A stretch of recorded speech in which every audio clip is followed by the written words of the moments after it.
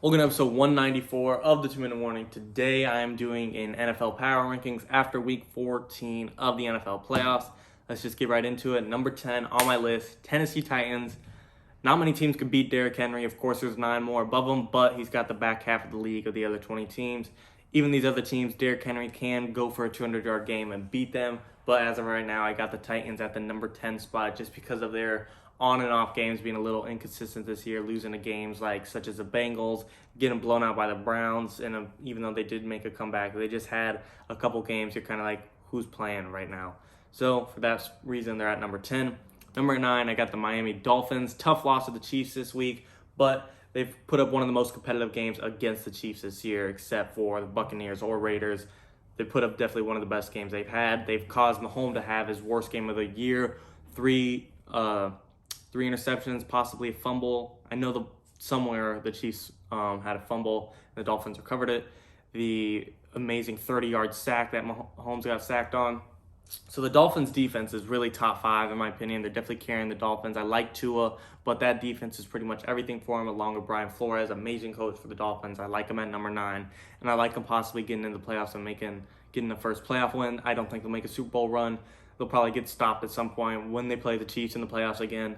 But I do like the Dolphins this year, number 9. Number 8, Pittsburgh Steelers. They've definitely dropped from on a couple people's lists, number 1 to down. For me, it's number 8. They've always been a number 2 team to me. I don't think they've ever topped the Chiefs even on their 11-0 run. Now, they're at number 8, and they're continuing to decline, in my opinion. That defense is starting to get beat up. We saw Bud Dupree's out for the year. Devin Bush is out. They don't have a run game, so really, you can arguably say they should be even lower on this list, but they're still an 11-2 team, and I think they'll definitely still make a deep playoff run and possibly, I don't know if they'll make it to the AFC Championship because they'll have to play either the Chiefs or Bills, and I do think both those teams can't beat the Steelers, but I like them to make the playoffs this year and definitely make it out of the first round. Big Ben's still 85% of what prime Big Ben was, and therefore I have faith in him. Still one of the best quarterbacks of all time, a future Hall of Famer for sure. 2 Super Bowl rings with that dude. If they figure out James Conner in the run game, they'll definitely even make a deeper playoff push. But as of right now, I got them at number 8. Number 7, Tampa Bay Buccaneers. This is kind of a similar situation than the Tennessee Titans, an amazing team. Buccaneers, I think anyone would agree, have possibly the most talented team in football, yet they don't click. So it's kind of a mishap. We've been hoping this entire year as the games go on, they'll get it better together and possibly become that potent offense that could go toe-to-toe with the Chiefs. However, it's just not looking like that. I mean, there still is a lot of football left. Maybe in the playoffs, Tom Brady playoff will turn it on and take them to the Super Bowl. But as of right now, I think they're stuck at number 7 and not going to get any higher until things change. They're just relying on pure talent, and they're not really using chemistry or any great playing calls that get them there. Number 6, Seattle Seahawks. Same thing as the Titans and Bucks. Very solid team. Russell Wilson, they picked up Carlos Dunlap, Jamal Adams, Chris Carson, Carlos Hyde. That's a great backfield. DK Metcalf, Tyler Lockett. Very talented team, especially getting Josh Gordon back, but they've had several off games. They've gotten, I don't want to say blown out, but they've been dominated by the Bills, by the Rams. Lost once to the Cardinals. That was kind of iffy game that the Seahawks definitely should have and could have won. But they also then just lost to the Giants a week or so ago. I do think that was a fluke game. Sometimes every team just has a really bad game once in a while. I mean, the Chiefs, they lost to the Raiders. If it weren't for that one bad game, they'd be undefeated. So you have to consider that. These teams just had bad games. The Seahawks, even though they have talented players to create a good foundation, they still have holes throughout the team that definitely obviously can create a loss, create a bad play that puts them in a losing position, and that just happened against the Giants. They didn't have a great game. It is what it is. I still think they are somewhat in contention for a Super Bowl run still. I don't think they're in the front runner, but they're definitely in contention in that NFC playoff picture. Definitely make a push.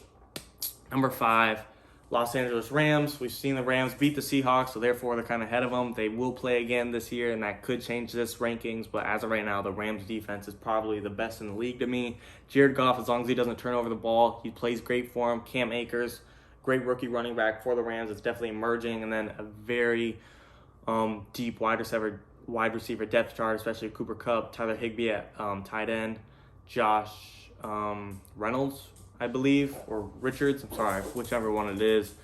Rams, very solid offense, amazing defense, and then Sean McVay is an amazing coach that is really helping them out there. So therefore, I got the Rams in number 5 spot, and they could be a possible Super Bowl team as well. Number 4, New Orleans Saints. I do think they could become number 2, number 3, or even number 1 if Drew Brees is in. But after that tough loss to the Eagles, Taysom Hill, I knew he was due for a loss at some point. We don't know what he is yet. Is he a pocket passing quarterback that can take the Saints over once Drew Brees retires, or is he just that weird role player that we don't really know what is? That he's an amazing once or twice every game, but you can't rely on him that much. I don't really know.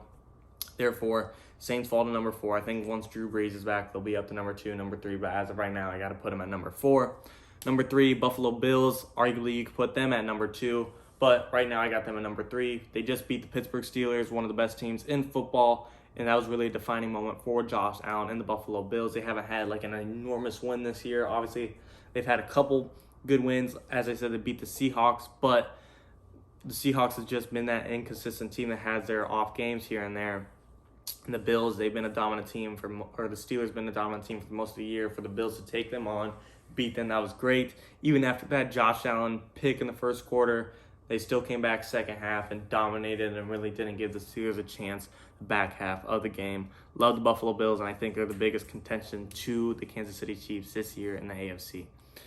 Number 2, Green Bay Packers. Aaron Rodgers, I think, will and does deserve MVP. You take away Aaron Rodgers from the Green Bay Packers, they're going to be a top 5 draft pick and not to be close, nowhere near to the playoffs. You take away Patrick Mahomes from the Kansas City Chiefs and put in a regular quarterback, an average quarterback, they'll still make a playoff run. Maybe they won't be a Super Bowl team, but they'll still be in the playoffs. Packers, you got no Aaron Rodgers, you got no team pretty much. Therefore, I got Aaron Rodgers just keeping the Packers afloat. Number 2 team, definitely a Super Bowl contention and possibly make a Super Bowl run with Aaron Rodgers, Devontae Adams, Aaron Jones.